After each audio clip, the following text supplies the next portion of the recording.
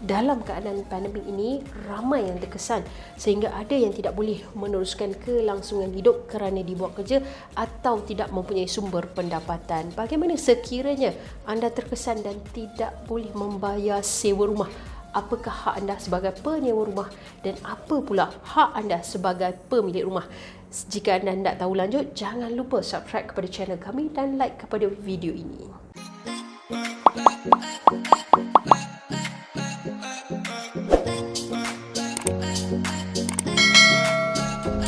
Assalamualaikum dan selamat sejahtera semua. Dalam keadaan pandemik seperti saya katakan tadi, ramai yang terkesan kerana ada banyak perniagaan kecil yang ditutup.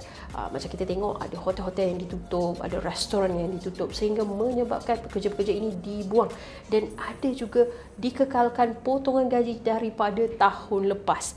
Sekiranya isu ini berlaku sehingga menyebabkan anda tidak boleh membayar sewa rumah kerana keutamaan diberikan kepada makanan, pakaian dan juga kos anak-anak dan keluarga. Apakah hak anda?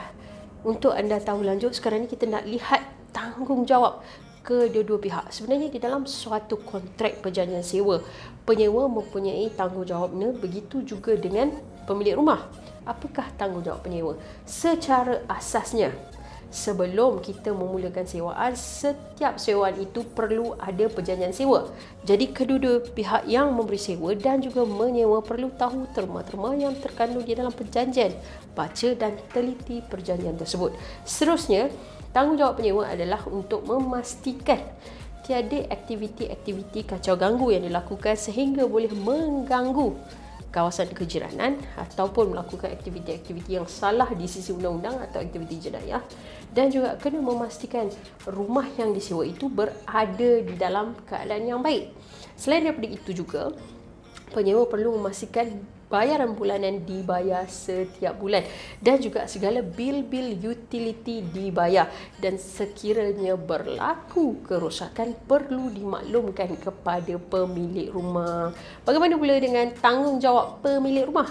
Pemilik rumah ini bertanggungjawab untuk memastikan rumah diselenggarakan dengan baik dan memberi penyewa rumah untuk tinggal dalam keadaan yang selesa dan mempunyai hak ke atas hartanah tersebut. Jadi, apa yang boleh dilakukan sekiranya penyewa tidak mampu bayar? Apakah boleh sama ada pemilik rumah tadi menamatkan sewaan dan mengunci rumah, ataupun lebih dahsyat lagi, mengusir penyewa keluar? Saya nak rujuk satu kes yang telah diputuskan di mahkamah berkenaan dengan prinsip undang-undang sama ada pemilik premis boleh menguncikan premis yang telah disewakan yang gagal dibayar oleh penyewa. Di dalam kes SME Aerospace Sdn Bhd lawan Steyr-Mannlicher Sdn Bhd 2006 5 CLJ 121.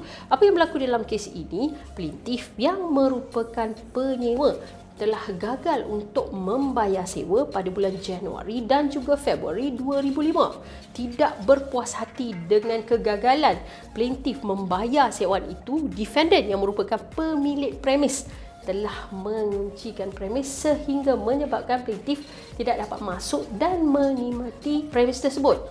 Tidak berpuas hati dengan tindakan daripada defendant ini, plaintiff telah membawa kes ini ke mahkamah. Walaupun plaintiff sebenarnya yang telah gagal membayar tempoh sewaan selama 2 bulan. Apakah yang telah diputuskan oleh mahkamah? Dalam kes ini, mahkamah memutuskan bahawa defendant sepatutnya tidak menguncikan premis tersebut tanpa apa-apa perintah mahkamah. Tindakan defendant telah menyebabkan plaintiff tidak dapat menikmati hartanah yang disewa. Sebenarnya di bawah Seksyen 7 Specific Relief Act 1950 telah memperuntukkan bahawa sekiranya seseorang yang berhak kepada milikan harta tak alih secara spesifik boleh mendapatkan kembali hartanah tersebut dengan cara yang ditetapkan oleh undang-undang berhubung dengan tata cara sivil. Ini bermaksud sekiranya anda merupakan pemilik hartanah, anda tidak boleh secara sewenang-wenangnya mengusir penyewa ataupun mengunci premis yang telah disewa. Nampak bagaimana kedudukan undang-undang Memang saya faham kerana kita adalah pemilik hartanah, tetapi undang-undang tidak membenarkan anda untuk mengambil tindakan sendiri. Jadi, jika berlaku situasi ini, saya nasihatkan agar kedua-dua pihak berbincang, di antara pihak yang menyewa yang tidak mampu bayar dan juga pemilik hartanah. Sekiranya boleh diberikan kelonggaran ataupun kaedah-kaedah bayaran secara installment. Misalnya pada bulan ini dikurangkan dan mana saja jumlah yang tertunggak itu mungkin dibayar setelah penyewa memperoleh kerja. Saya faham dalam situasi ini kedua-duanya juga terkesan, iaitu penyewa rumah, dan juga kita tidak tahu apakah liability dan juga tanggungan pemilik rumah. Jadi nasihat saya, perkara ini perlu dibincangkan secara sesama agar mendapat penyelesaian yang baik. Itu sahaja setakat hari ini. Jangan lupa saksikan video kami dan like kepada video-video kami.